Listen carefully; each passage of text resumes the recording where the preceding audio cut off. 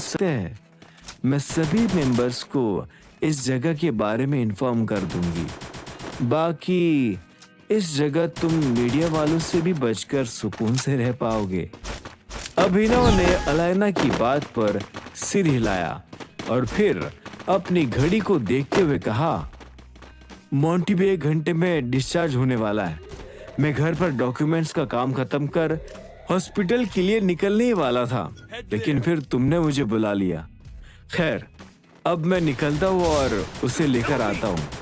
तुम चाहो तो रेडी हो जाओ, या फिर हम आराम से कल भी चल सकते हैं। एक दिन पोस्टपोन भी हो जाएगी हमारी ट्रिप, तब भी क्या ही फर्क पड़ेगा, नहीं? अलायना ने इस बात पर ना में सिर हिलाया और कहा, नहीं, हम आज ही चलेंगे।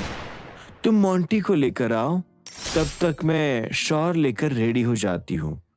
हम नैनीताल जा रहे हैं। वहां पर होटल और स्पा दोनों की बुकिंग हो चुकी है। सच में? अभिनव ने हैरान होकर कहा। उसे एहसास हुआ कि अलायना वाकई अपनी पूरी प्लानिंग को लेकर काफी सीरियस थी। उसने फिर आगे कहा, अगर तुमने इतनी मेहनत की है तो थोड़ी मेहनत मैं भी कर देता हूँ। हमारी ट्रिप का पूरा खाना पीना मेरी तरफ से। ये हुई ना बात। बस खा खा कर मैं मोटी ना हो जाऊं। अलायना ने हंसते हुए बोला। अभिनव भी हंसने लगा और फिर उसने पूछा, पर हम नैनीताल जा रहे हैं तो फिर गुड़गांव वापस कब तक आएंगे? वापस तो... अलायना एक पल के लिए सोचते हुए आगे बोली, तुम जब चाहो हम वापस आ जाएंगे। वैसे मैंने बुकिंग 2 दिनों की ही की है। अभी सीजन में वहां पर बुकिंग आसानी से मिलती भी नहीं, इसलिए ज्यादा दिनों की नहीं हो पाई। इनफैक्ट रूम्स भी सिर्फ 2 ही मिले हैं। एक रूम पूरा मेरा रहेगा और दूसरे में तुम और मोंटी एडजस्ट कर लेना। अच्छा, टाइगर के ऐसे दिन आ गए कि अब उसे एडजस्ट करना पड़ेगा। अभिनव ने हंसते हुए आगे कहा, नो प्रॉब्लम, मैनेज कर लेंगे। मैं मोंटी को लेकर आता हूँ और हम जल्द से जल्द निकलते हैं। अलायना ने उसकी बात पर सिर हिलाया और अभिनव अपने नए घर से निकलने लगा। उधर जब अभिनव और अलायना के बीच नैनीताल जाने की बात हो रही थी, तब इधर दूसरी ओर दिग्पाल ने भी बिलियनियर क्लब के कुछ मेंबर्स को एक सीक्रेट मीटिंग के लिए बुला लिया था।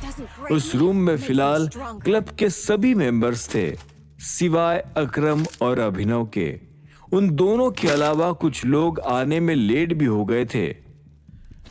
जो लोग रास्ते में हैं, उनके लिए थोड़ी देर और इंतजार करते हैं। उनके आते ही हम मीटिंग स्टार्ट कर देंगे, दिग्पाल ने कहा। उसकी बात सुनकर एक मेंबर ने अचानक पूछा, और किसका आना बाकी रह गया है दिग्पाल जी? आप अकरम खान बलराज चौहान वाले ग्रुप की बात कर रहे हो क्या? यह सवाल सुनकर दिग्पाल उस मेंबर को रूखी नजरों से घूरने लगा। उसने भारी आवाज में कहा, तुम कहना चाहती हो क्या श्रीमान? थोड़ा खुलकर कहो ताकि मैं भी फिर तुम्हें खुलकर जवाब दूं। वो मेंबर दिग्पाल के शब्दों में छिपी धमकी भाप गया और अपना थूक निगलकर चुपचाप बैठ गया। दिग्पाल के सामने आगे किसी और ने भी कुछ कहने की हिम्मत नहीं की थी। सभी मेंबर्स के दिल में दिग्पाल के प्रति इज्जत भी थी और डर भी। दिग्पाल वैसे भी बिलियनियर क्लब के सबसे बड़े सपोर्टर्स में से एक था, जिसकी वजह से ही वो इस क्लब का प्रेसिडेंट भी बन पाता था। इसके अलावा भी सभी लोगों को ये भी पता था कि बिजनेसमैन होने के साथ साथ दिग्पाल एक माफिया बॉस भी था। उसके जैसे खतरनाक माफिया बॉस के खिलाफ जाने की किसी भी बिजनेसमैन में ताकत नहीं थी। It's वो लोग showtime. जानते थे कि अगर दिक्पाल को कोई टक्कर दे सकता था तो वो शहर का दूसरा माफिया बॉस टाइगर था। कुछ मिनटों बाद लेट हो चुके मेंबर्स भी आखिरकार उस मीटिंग में पहुंच गए। सभी मेंबर्स के बैठने के बाद ही उन्होंने दिक्पाल की ओर देखकर उसके कुछ कहने का इंतजार किया। दिक्पाल ने अपना गला साफ किया और कहा, आज की ये मीटिंग बुलाई गई है हमारे क्लब के नए प्रेसिडेंट के लिए। दिक्पाल आगे बोलने से पहले हिचकिचाया और सभी मेंबर्स के हाव भाव देखने लगा।